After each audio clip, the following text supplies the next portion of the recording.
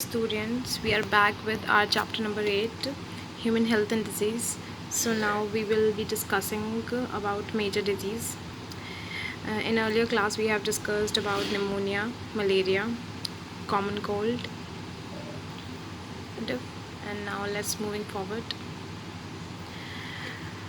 What is amoebiasis or amoebic dysentery? It is caused by the pathogen which is protozoan Entamoeba histolytica, and the mode of transmission of this parasite from the feces, that means from the excreta of infected person to the food through the housefly. Like if one housefly sits on the fecal matter of the infected person and then it is sitting on the food of the healthy person, then through this amoebic dysentery spreads.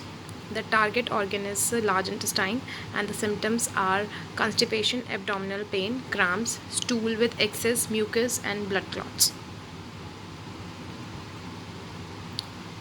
You can see here a person takes contaminated food and water, and then it enters to the food pipe, then stomach, then intestine, and through intestine it affects liver and there's lungs. As in some cases the parasite burrows through the wall of the intestine, and it can be carried to the bloodstream and can infect organs such as liver, lungs, and brain.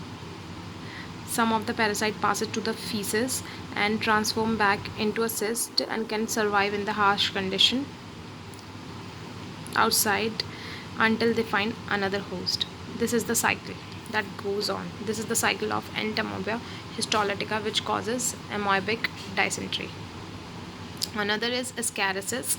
It is caused by helminths, which are roundworms, and the causal organism is Ascaris lumbricoides, and mode of transmission is contaminated water, vegetable, food, and through the feces of infected person which have the egg or parasite. The feces might be containing eggs of parasite, and the target organ is intestine.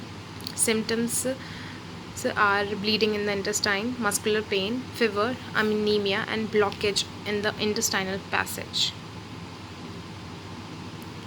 Ascaris is a worm. It looks like this, and it replicates in the intestine. Another is Elephantiasis. It is also known as filariasis.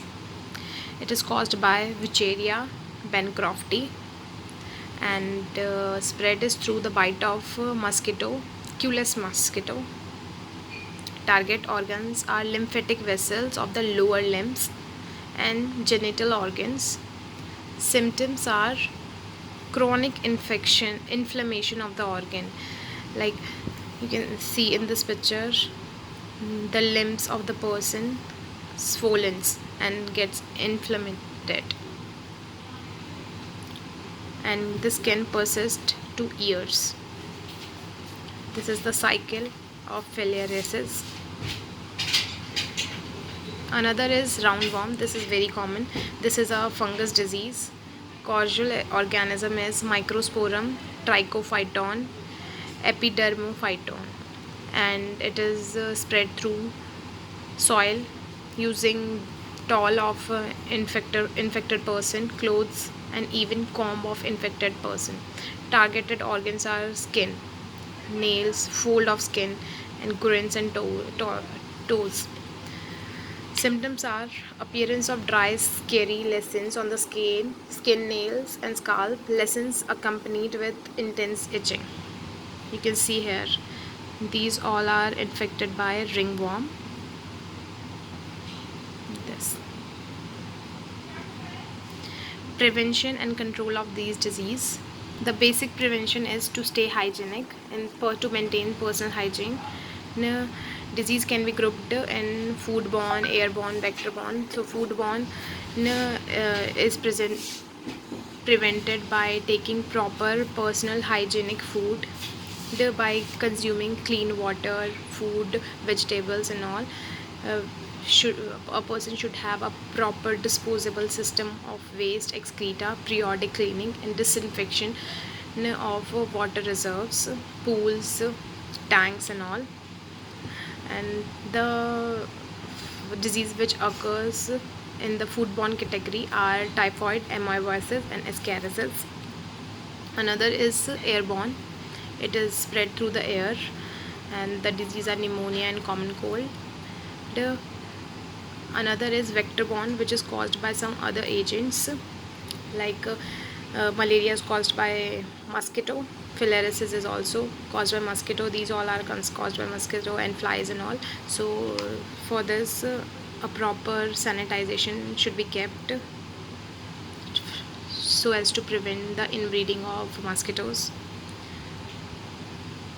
Also, disease can be prevented by vaccination programs, so that the body gains immunity towards the disease. There are some major vaccines that eradicate smallpox, polio, diphtheria, pneumonia and tetanus, which are given to the person.